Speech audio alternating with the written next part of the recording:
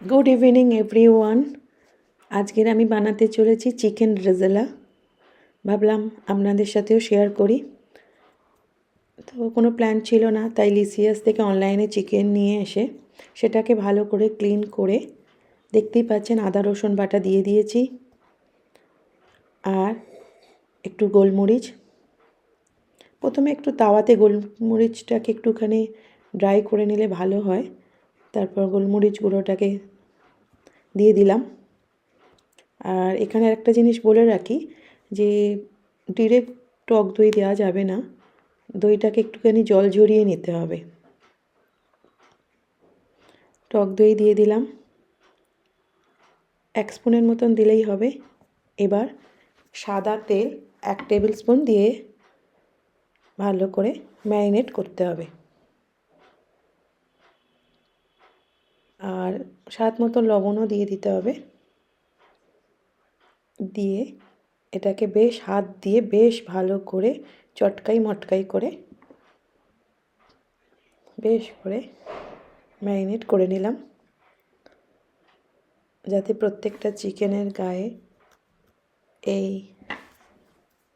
মিক্সটা যেন লেগে যায়, যেমন আদা রসুন বাটা, দই, গোলমরিচ সবটাই। তারপর ঢাকা দিয়ে রেখে দিলাম। আর লাস্টে একটুখানি বলতে ভুলে গেলাম, স্যাফরনও দিয়ে দিয়েছি। যাদের কাছে স্যাফরন নেই তারা একটু হলুদ দিয়ে দিলেও হবে।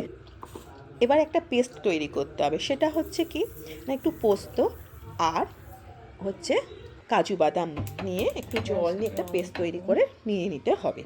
এবার একটা শুকনো কড়াই নিলাম, সেই শুকনো কড়াইয়ের মধ্যে সাদা জিরে দিলাম 1 টেবিল স্পুনের মতন।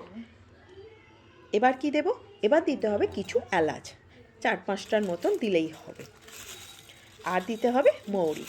অনেকে মৌরিটা স্কিপ করে, কিন্তু আমি মৌরিটা দিয়ে একটা ভালো স্মেল আসে। আর লাস্টে দিতে হবে জয়িত্রী। এবার খুব ভালো করে নাড়াচাড়া করতে হবে যতক্ষণ না একটা ভালো স্মেল আমাদের কাছে আসছে। এবার একটা কড়াই নিলাম, কড়াইয়ের মধ্যে নিয়ে নিলাম 2 টেবিল স্পুন সাদা তেল আর 1 টেবিল স্পুন ঘি। এটা পুরোটাই ঘিতে করা যায়। এবার সাদা তেল আর ঘিটা যখন একটুখানি মেল্ট হয়ে যাবে, তখন আমাদের কি করতে হবে, তখন আমাদেরকে দিয়ে দিতে হবে কিছু ড্রাই মশলা, যেমন শুকনো লঙ্কা 2টো, একটা কালো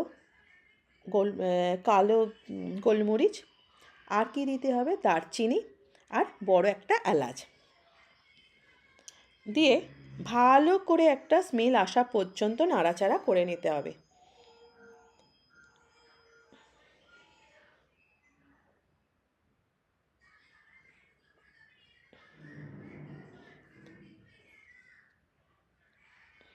এবার যে আমরা পেঁয়াজ বাটাটা করে রেখেছিলাম, সেই পেঁয়াজ বাটাটা পুরোটাই দিয়ে দেব।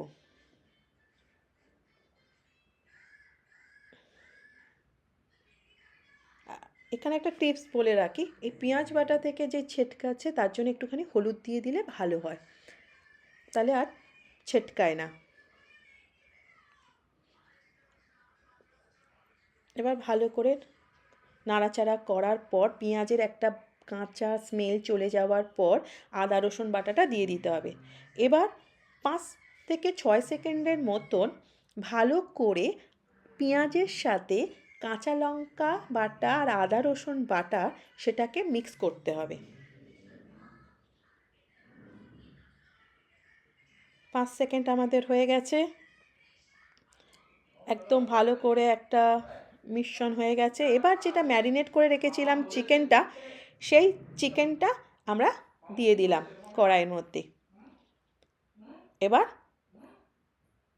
একটু জল দিয়ে দিলাম, বেশ করে দুটো মিক্স করে নিচ্ছি।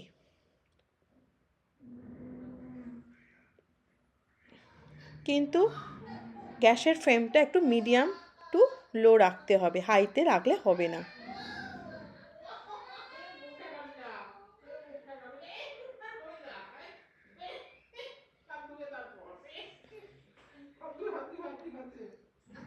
মোটামুটি 5 মিনিটের মতন একটু নাড়াচাড়া করতে হবে। আর হলুদ যেন না দেওয়া হয়, হলুদ দিলে এর যে একটা হোয়াইট কালারটাই নষ্ট হয়ে যায়।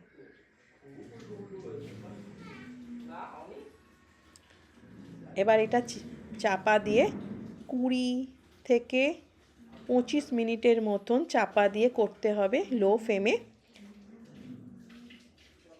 দেখতেই পাচ্ছেন এখান থেকে একটু জল বেরিয়ে গেছে, অনেকটাই জল বেরিয়েছে। জলটাকে ঠিক করবার জন্য, একটু গ্রেভি রাখার জন্য, গ্রেভি করার জন্য, মাখো মাখো ব্যাপারটা রাখার জন্য কি দিয়ে দিলাম, সেই পেস্টটা দিয়ে দিলাম, কাজু আর পোস্ত বাটাটা। এবার ঢাকা দিয়ে আরও 10 মিনিটের মতন রেখে দেবো। আমাদের chicken rezala ready. Thank you for watching.